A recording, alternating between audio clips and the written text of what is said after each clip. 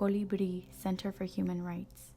The origin of our organization's name was inspired by a true story that happened in 2009 of a man who died crossing the borderlands near Tucson, Arizona, and was brought to the medical examiners.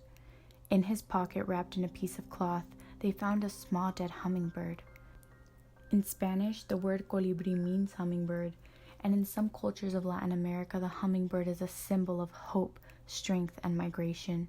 It is also recognized as a messenger between the dead and the living. So in spirit of its symbolism, and in remembrance of that man and all who have lost their lives crossing the desert, the name Colibri was chosen after that hummingbird. Our work.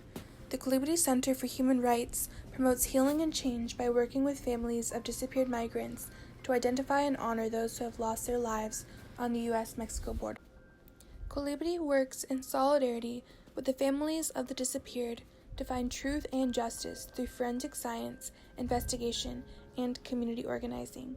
Colibri bears witness to this unjust loss of life, accompanying families in their search, and holding space for families to build community, share stories, and raise awareness about this human rights crisis. Colibri is split into two main branches, the Missing Migrant Project DNA program and the Family Network. These are some pictures of reunions from our comités held in U.S. cities where we found a dense amount of population that have cases with us. The families are truly the core of Colibri. It's them who know this issue best, and it's them who hold the answer to how to help this crisis, because they are at the center of it.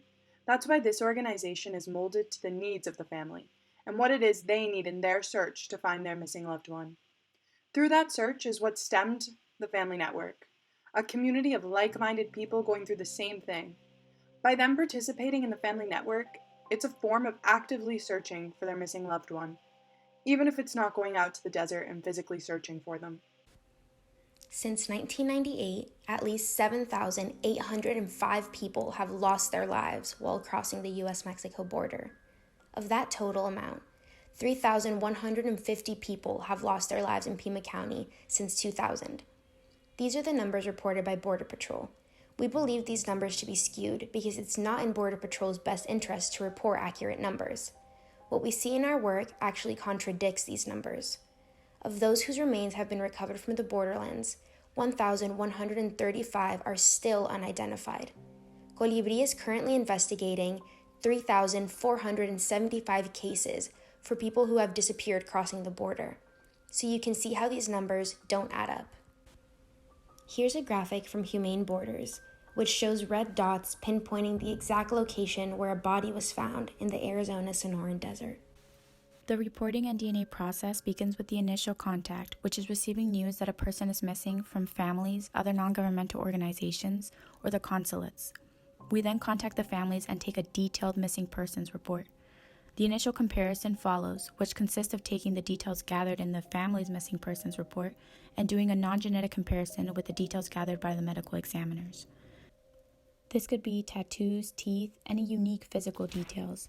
The DNA collection process is when we gather DNA samples from the families searching for their missing loved one and send it to a private lab we work with, and they match the family's DNA to the DNA of thousands of unidentified missing people. The analysis of the DNA results can take 3 to 6 months or even longer. If there's a positive match, we work with the medical examiners to confirm it. With a confirmed match, the consulate is the authority responsible for the process of repatriation of the remains of the loved one back to the families. For the families waiting for answers, or even families who have already received answers, we offer the Family Network and the Historias y Recuerdos project to help support the families through this difficult time. Here is a comparison of the organizations that do DNA matching.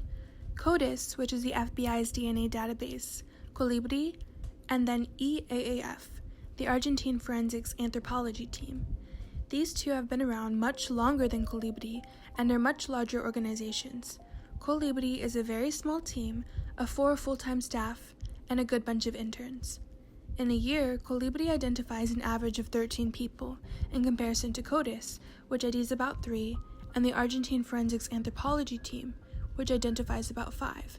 The numbers speak for themselves. What we do works. And it works because we work closely with the families. We gain their trust. El no saber nos está matando. The not knowing is killing us. This is Mirna on the left, who is searching for her son, and this is Angelica on the right, who is searching for her brother. This is Camarina, who's an active participant of our Tucson family network. She was searching for her son, Marco Antonio, who went missing in 2013. She filed a report with Colibri in 2016 and participated in the DNA program that same year. She got a positive DNA match from the Pima medical examiners 2 years later, in 2018. This is Felix, who was searching for his brother Pablo, who went missing in July 2008. Pablo was positively identified only 2 months later because his body was still very much intact when found and could be identified by the tattoo of his daughter's name on his hand. Pictured here is Irma in 2018 at the Inter-American Commissions on Human Rights. She is the mother of Yadira and Jose, who both disappeared together while crossing the Arizona border in 1999. Yadira crossed to be able to be with her daughter, who was born in the U.S., and Jose was coming to save up money for law school. Irma was left to raise Yadira's daughter. Here she is pictured holding up a drawing she made of a heart with 2 holes in it. She asked them to remember her heart if they are to remember nothing else. The 2 holes represent her children, who she has essentially lost. This is Elena. She had been searching for her mother, Ofelia, for over 20 years. It turns out that during a sweep clean of Border Patrol's locker room, a human skull was found that had been there for years and was never turned in for DNA testing. It turned out that that skull belonged to Elena's mother. Ofelia went missing on Elena's 15th birthday. She was on her way to see Elena for her quinceañera. Los seguimos buscando, siempre presentes. We continue our search, always present. The Family Network Comités will honor their disappeared persons by setting up un altar with their pictures, flowers, and candles. This is a place where they can share a moment of silence, pray, share kind words, or even sing happy birthday to their loved one.